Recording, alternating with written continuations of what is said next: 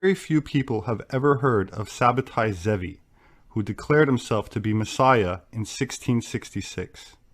He amassed a following of over 1 million believers, half the world's Jewish population during the 17th century, by proclaiming that redemption was available through acts of sin.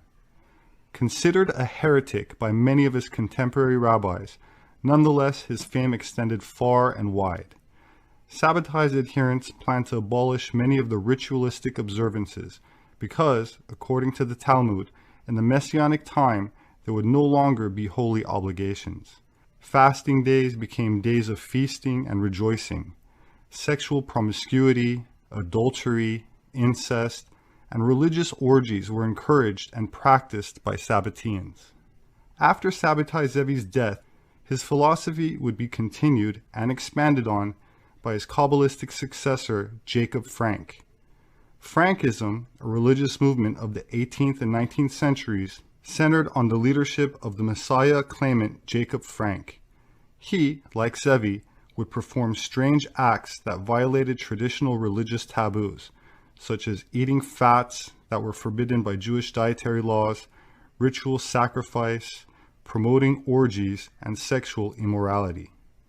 Jacob Frank would eventually enter into an alliance formed by Adam Weishaupt and Mayer Amschel Rothschild called the Order of the Illuminati. The objectives of this organization was to undermine the world's religions and power structures in an effort to usher in a utopian era of global communism, covertly ruled by their hidden hand, the New World Order. Using secret societies such as the Freemasons, their agenda has played itself out over the centuries, staying true to the script. Opposition is handled by a near total control of the world's media, academic opinion leaders, politicians, and finance. While still considered a conspiracy theory to many, more people are waking up each day to the reality that this is not just a theory, but a true conspiracy.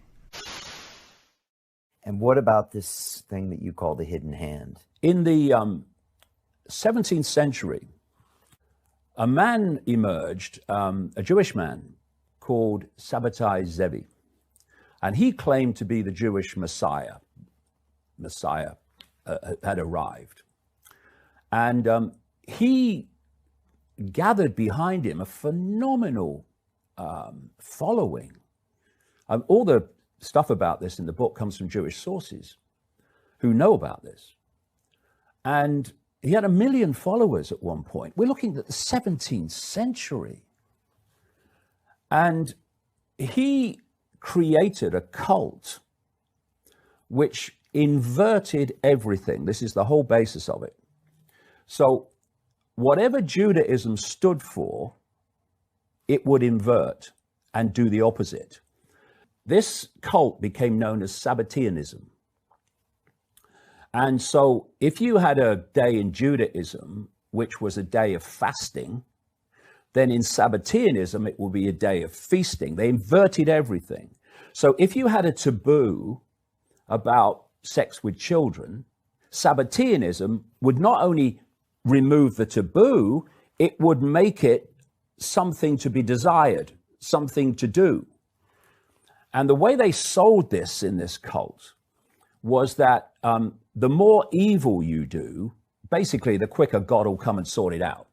I mean, you know, I know, but that's how they sold it.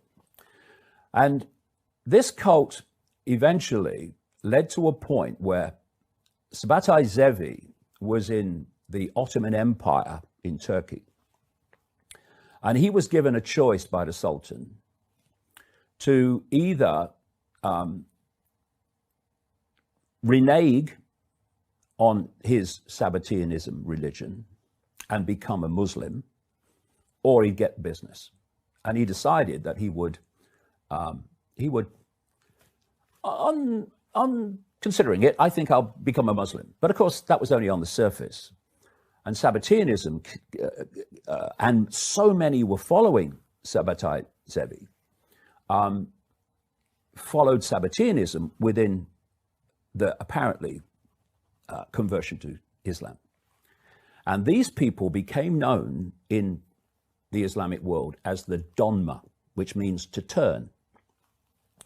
And one of the things that I show in the book is that these donma ended up infiltrating the Islamic religion and becoming the Saudi royal family and creating, I explained the background and the history, in league with the British Empire, the Wahhabi form of extreme Islam, which manifests as the Saudi Arabian version and of ISIS, Islamic State.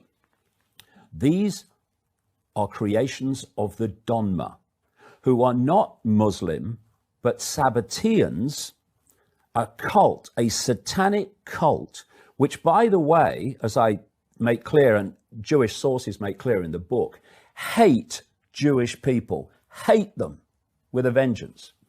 And what this Sabbateanism then became in the next century, the 18th century, was what I call in the book, right to present day, Sabbatean Frankism. And this is because of a man called Jacob Frank, who has been described by Jewish sources as basically one of the most evil people ever to emerge in the Jewish community. Jacob Frank claimed to be the reincarnation of Sabbatai Zevi, in other words, the Messiah, and the reincarnation of the biblical patriarch Jacob. And he took Sabbateanism onto an even greater level of evil and inversion. And every horror you can think of was a good thing and to be desired in this inverted cult.